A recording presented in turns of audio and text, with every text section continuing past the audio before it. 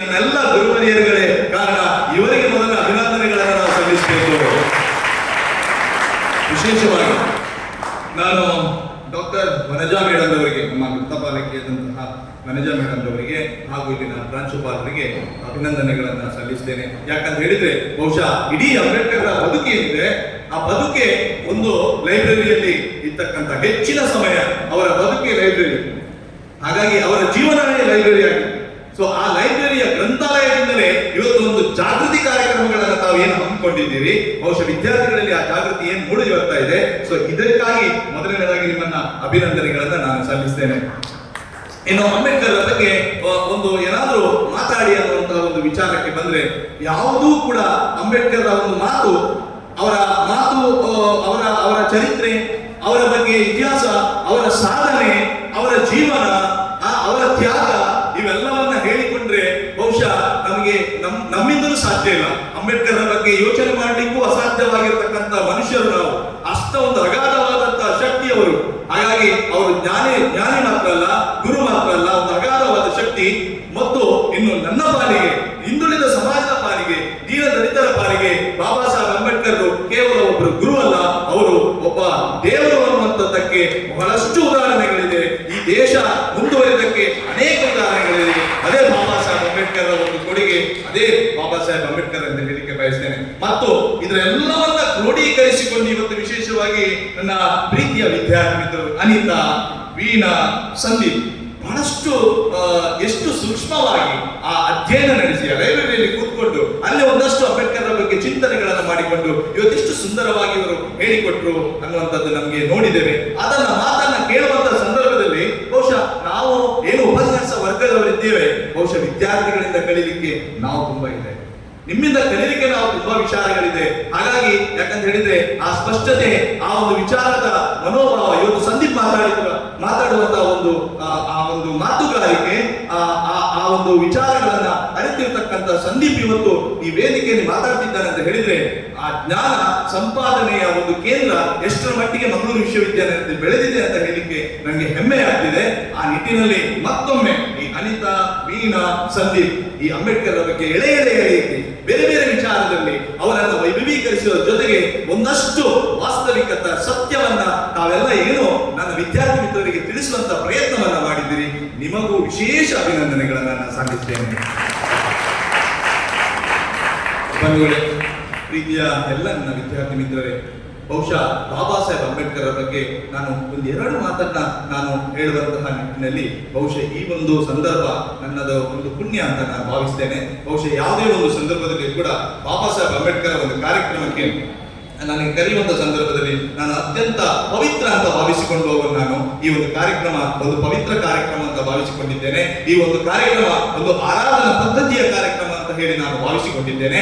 ಈ ಒಂದು ಕಾರ್ಯಕ್ರಮ ದೇವರ ಆರಾಧನೆ ಕಾರ್ಯಕ್ರಮ ಅಂತ ಹೇಳಿ ನಾನು ಭಾವಿಸಿಕೊಂಡಿದ್ದೇನೆ. ಆ ನಿಟ್ಟಿನಲ್ಲಿ ಈ ಕಾರ್ಯಕ್ರಮಕ್ಕೆ ನಾನು ಪವಿತ್ರವಾಗಿ ಈ ಒಂದು ಕ್ಷೇತ್ರಕ್ಕೆ ನಾನು ಆಗಮಿಸಿ ಈ ಒಂದು ಕಾರ್ಯಕ್ರಮದಲ್ಲಿ ಭಾಗವಹಿಸಲಿಕ್ಕೆ ಹೆಮ್ಮೆ ಪಡ್ತೇನೆ, ಗೌರವ ಪಡ್ತೇನೆ.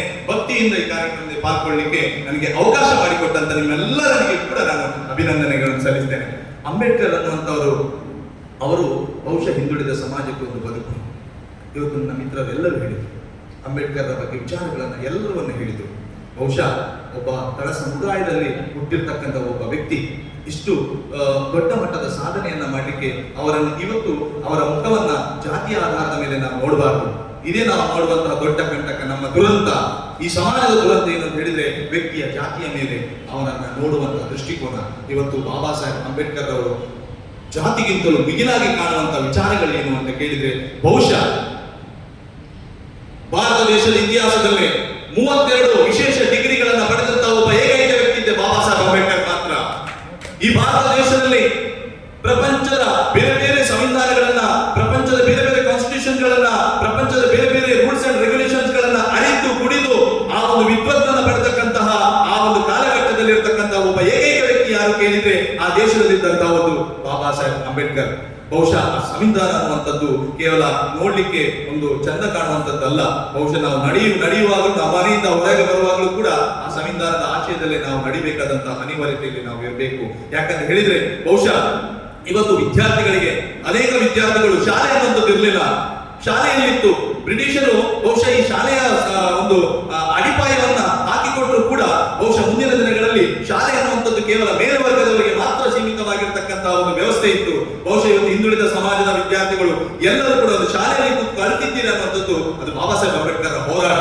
ಪ್ರತಿಯೊಬ್ಬರು ಎಲ್ಲೆಲ್ಲೋ ಊರಿನಲ್ಲಿ ಎಲ್ಲೆಲ್ಲೋ ಹಳ್ಳಿಯಲ್ಲಿ ಅಲ್ಲಿ ಶಾಲೆ ತರಲಿಕ್ಕೆ ಸಾಧ್ಯನೇ ಇಲ್ಲ ಅನ್ನುವಂಥವನಿಗೆ ಎಲ್ಲಾದ್ರೂ ಒಂದು ಶಾಲೆ ಕಲಿಬೇಕು ಅನ್ನುವಂತಹ ಒಂದು ಏನು ಅಂಗರಾಜು ಆ ಹೆತ್ತವರಿಗೆ ಒಂದು ಆಸೆ ಆಕಾಂಕ್ಷೆ, ನನ್ನ ಮಗ ಕಲಿಬೇಕು ಅನ್ನುವಂತಹ ಒಂದು ಅಭಿಲಾಷೆ ಅನ್ನುವಂತ ಇರುವಂತಹ ಸಂದರ್ಭದಲ್ಲಿ ಎಲ್ಲ ಒಂದು ನಗರ ಪ್ರದೇಶದಲ್ಲಿ ಹಾಸ್ಟೆಲ್ಗಳನ್ನು ರಚನೆ ಮಾಡಿ ಆ ನಗರ ಪ್ರದೇಶದ ಹತ್ತಿರದಲ್ಲಿ ಹಾಸ್ಟೆಲ್ನ ಪಕ್ಕದಲ್ಲೇ ಶಾಲೆಯನ್ನು ನಿರ್ಮಿಸಿ ಆ ಶಾಲೆಯಲ್ಲಿ ಅವರಿಗೆ ಕಲಿಯುವಂತ ವ್ಯವಸ್ಥೆ, ವಸತಿ, ಊಟ, ಉಪಚಾರ ಎಲ್ಲವನ್ನು ಕೊಟ್ಟು ಒಂದು ಅವನ ಸುಶಿಕ್ಷಿತನಾಗಿ ಮುಂದಿನ ದಿನಗಳಲ್ಲಿ ಅವನ ಯಶಸ್ಸು ಭವಿಷ್ಯವನ್ನ ರೂಪಿಸಿಕೊಳ್ಳಿಕ್ಕೆ ಒಂದು ದೊಡ್ಡ ಮಟ್ಟದ ಕೊಡುಗೆಯನ್ನ ಕೊಟ್ಟಂತಹ ದೇವರು ಯಾರು ಹೇಳಿದ್ರೆ ಬಾಬಾ ಸಾಹೇಬ್ ಅಂಬೇಡ್ಕರ್.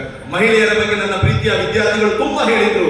ಬಹುಶಃ ಇವತ್ತು ಮಹಿಳೆಯರು ಅವರು ಗರ್ಭವತಿಯಾದ ನಂತರ ಬಹುಶಃ ಅವರ ಹಕ್ಕನ್ನು ಕಸಿಯುವಂತ ಒಂದು ಕಾಲಘಟ್ಟ ಇತ್ತು.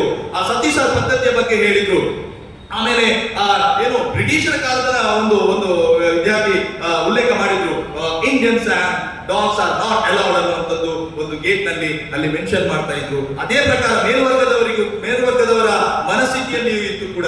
ಏನು ಅಂತ ಹೇಳಿದ್ರೆ ಹಿಂದುಳಿದ ಸಮಾಜದ ವ್ಯಕ್ತಿಗಳು ಯಾರು ಕೂಡ ನನ್ನ ಮೇಲ್ವರ್ಗದ ಮನೆಗೆ ಬರಬಾರದು ಅನ್ನುವಂಥದ್ದು ಕೂಡ ಅದು ಬೋರ್ಡಲ್ಲಿ ಇರಲಿಲ್ಲ, ವ್ಯವಸ್ಥೆಯಲ್ಲಿತ್ತು. ಇದೆಲ್ಲ ನಾವು ಕಣ್ಣಿಗೆ ಕಾಣುವಂತ ಒಂದು ಏನು ಸತ್ಯ ಸಂಗತಿಯನ್ನ ನಾವು ಅರಿತುಕೊಂಡಿರ್ಬೇಕು. ಇದನ್ನೆಲ್ಲ ಅರಿತುಕೊಂಡಂತ ಬಾಬಾ ಸಾಹೇಬ್ ಅಂಬೇಡ್ಕರ್ ಎಳೆಯಾಗಿ ಪ್ರತಿಯೊಂದು ವಿಧಾನದಲ್ಲಿ ಕೂಡ ವಿದ್ಯಾರ್ಥಿಗಳಿಗೆ ನ್ಯಾಯ ಕೊಡುವಂತ ಕೆಲಸ ಮಾಡಿದ್ದಾರೆ. ಬಹುಶಃ ಮಹಿಳೆಗೆ ವಿಶೇಷವಾಗಿ ಮೆಟರ್ನಿಟಿ ಲೀವ್, ಬಹುಶಃ ಅವರು ಗರ್ಭವತಿಯಾದ ನಂತರ ಅವರನ್ನ ಕೆಲಸದಿಂದ ತೆಗೆಯುವಂತ ವ್ಯವಸ್ಥೆ ಅಲ್ಲ, ಅದರ ಬದಲು ಅವರಿಗೆ ವಿಶೇಷ ಸವಲತ್ತುಗಳನ್ನ ಆ ಸಂದರ್ಭದಲ್ಲಿ ಕೊಟ್ಟು ಮತ್ತೆ ಆ ಮಹಿಳೆಯನ್ನ ಮತ್ತು ಆ ಮಗುವನ್ನ ರೂಪಿಸಿಕೊಳ್ಳಿಕ್ಕೆ ಹೊಸ ಕಾರ್ಯನ್ನ ಮಾಡಿಕೊಟ್ಟಂತಹ ಧೀಮಂತ ನನಗೆ ಯಾರು ಕೇಳಿದ್ರೆ ಅದು ಬಾಬಾ ಸಾಹೇಬ್ ಅಂಬೇಡ್ಕರ್. ಪ್ರತಿಯೊಂದು ಕಾರ್ಮಿಕನು ಕೂಡ ಇವತ್ತು ಹೆಚ್ಚಿನ ವಿದ್ಯಾರ್ಥಿಗಳು ಕಾರ್ಮಿಕ ವರ್ಗದ ವಿದ್ಯಾರ್ಥಿಗಳಿದ್ದೀರಿ. ಪ್ರತಿಯೊಬ್ಬ ಕಾರ್ಮಿಕನ ಮಗನು, ಕೂಲಿ ಕೆಲಸ ಮಾಡುವ ಮಗನಿಗೂ ಕೂಡ 12 ಗಂಟೆ ದುಡಿಸ್ತಾ ಇದ್ರು, ದುಡಿಸ್ತಾ ಇದ್ರು. ಅವರಿಗೆ ಸರಿಯಾದ ವೇತನ ಇರಲಿಲ್ಲ. ಇಷ್ಟು ಕೊಟ್ಟರೆ ನಡಿ ಅನ್ನುವಂತ ದೌರ್ಜನ್ಯದ ವ್ಯವಸ್ಥೆಯ ನಡುವೆ ಬಾಬಾ ಸಾಹೇಬ್ ಅಂಬೇಡ್ಕರ್ ಅವರು ಅದಕ್ಕೆ ಸರಿಯಾದ ಕಾನೂನನ್ನು ತಂದು 8 ಗಂಟೆ ಅವಧಿಯಲ್ಲಿ ಅವರಿಗೆ ಕೆಲಸ ಮಾಡಿಸಬೇಕು, ಅವರಿಗೆ ವಿಶೇಷ ಭತ್ಯೆಗಳನ್ನು ಕೊಡಬೇಕು, ಅವರಿಗೆ ವಿಶೇಷ ವೇತನಗಳನ್ನು ಕೊಟ್ಟು ಅವರಿಗೆ ಯಾವುದೇ ತೊಂದರೆ ಆಗದಂತೆ ಅವರಿಗೆ ವಿಶೇಷ ಮೂಲ ಸೌಕರ್ಯಗಳನ್ನ ಕೊಡಬೇಕು ಅನ್ನೋ ಒಂದು ಸಂವಿಧಾನದ ಅಡಿಯಲ್ಲಿ ತಂದು ಬಹುಶಃ ಇವತ್ತೆಷ್ಟೋ ಕಾರ್ಮಿಕರ ವಿದ್ಯಾರ್ಥಿಗಳು ಇವತ್ತು ದೊಡ್ಡ ಮಟ್ಟದ ವ್ಯಕ್ತಿಗಳಾಗಿದ್ದಾರೆ, ಅವರ ಮಕ್ಕಳು ದೊಡ್ಡ ಮಟ್ಟದ ವ್ಯಕ್ತಿಗಳಾಗಿದ್ದಾರೆ ಅಂತ ಕಾರಣ ಬಾಬಾ ಸಾಹೇಬ್ ಅಂಬೇಡ್ಕರ್. ಇವತ್ತು ಭವಿಷ್ಯದಲ್ಲಿ ಭಾರತ ಒಂದು ಭಾಗ್ಯವಿಧಾತ ಅನ್ನುವಂಥದ್ದು ವಿಶ್ವಕ್ಕೆ ಒಂದು ಗುರುವಾಗಿ ವಿಶ್ವಕ್ಕೆ ಒಂದು ವಿಶೇಷ ಜ್ಞಾನಶಕ್ತಿಯನ್ನ ತುಂಬಿಕೊಟ್ಟಂತಹ ಒಂದು ದೇಶ ಭಾರತವು ಹೌದು. ಯಾಕೆ ಅಂತ ಕೇಳಿದ್ರೆ ಬಹುಶಃ ಅಮೆರಿಕಾದ ನ್ಯೂಯಾರ್ಕ್ ನಲ್ಲಿರುವ ಕೊಲಂಬಿಯಾ ವಿಶ್ವವಿದ್ಯಾಲಯದಲ್ಲಿ ಅಷ್ಟು ಪ್ರಪಂಚದ greatest university in the world Columbia ವಿಶ್ವವಿದ್ಯಾನಿಲಯ.